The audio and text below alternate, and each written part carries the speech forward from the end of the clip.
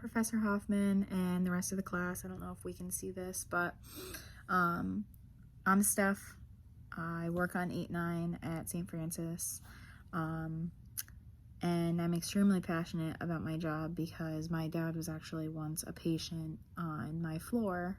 About 10 years ago, he had open heart surgery, so I can communicate and talk to my patients. I think that passion has a lot to do with nursing, because if you're not passionate about your job, then I think patients are going to be able to tell.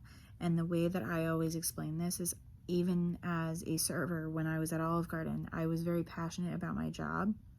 I was very passionate about doing a good job at that job, and people used to say that, like, oh, you're smiling all the time. And I think that that comes off to our patients, even in nursing, that if you come into a room and you're like, hi, how are you, or not expressing yourself in a smiling and bubbly, then they're not going to feel comfortable talking to you. So your care is going to be not as amped up as it should be, or compassionate or patient-centered, as you should say. I think that it drives you to be a better nurse, I guess. I think that when you replace teachers in that talk that guy was having, when you replace teachers in the world of nursing, what we make as nurses, I think that we make people feel comfortable. We make people feel,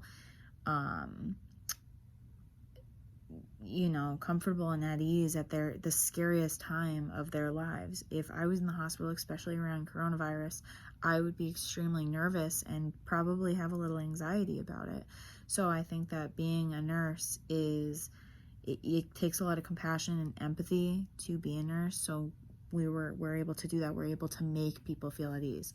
I think that it's also a part of not just with the patient feeling at ease, but the family members being at ease, because the family members are having just as hard of a time, if not a harder time, because they're their loved ones and they're scared. I think that we make a difference in healthcare 100%. I worked with a doctor, and he had once said that he's just like the part-time person that comes into the room. We're the ones that make a huge difference. We're the eyes and the ears. And I loved that. I felt like it was super powerful, because a lot of these patients are thinking that the doctors are the ones that make the difference in their care, when it really is the nurses advocating for them. And I thought that was really cool. The Ask Me 3 questions, I think that's such a cool concept, because I think that it's preparing these patients for asking the proper questions and getting to the bottom of what's going on in their body. The questions that I found are, what is my main problem? What do I need to do? And why is it important for me to do this? I think that a lot of the time, even when I'm giving medications at the hospital, they're not understanding what these medications are for. They're not understanding why I'm giving them a heparin shot. And I think that it's good when people do ask me what this medication is for, because not only is it educating them, but it's educating me too. Especially being as a new nurse, it causes me to go and look it up. If not, I also think that it's important for patients to know side effects. Like, for instance, with heparin, you're going to bruise easier, you're going to bleed easier. So if you need to be more careful with what's happening. Going over the side effects with things, I think, is going to benefit patients as well. What is my main problem? I mean, some people have no idea what's going on in the physiological concept of what's going on in their body, and I think that's just as important as how to treat it, because if you don't understand what's going on, then the treatment isn't going to make any sense for you. So I think what it's designed to do is those 3 questions are important. You're supposed to ask your doctor, you can ask your nurse, your physical therapist, a pharmacist about anything that you need to get in order. And then you shouldn't feel pressured into understanding something, because if you don't understand something, then you need to ask again and just clarify. And I think that it steps up the basis. I don't know how to explain it. They step up on the the knowledge, which is good.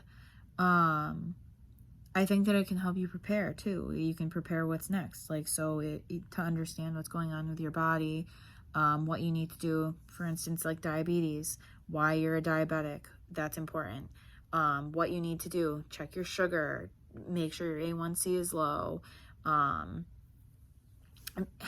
What do you do if your blood sugar is low? What do you do if your blood sugar is high? To understand that is important. And then why it's important.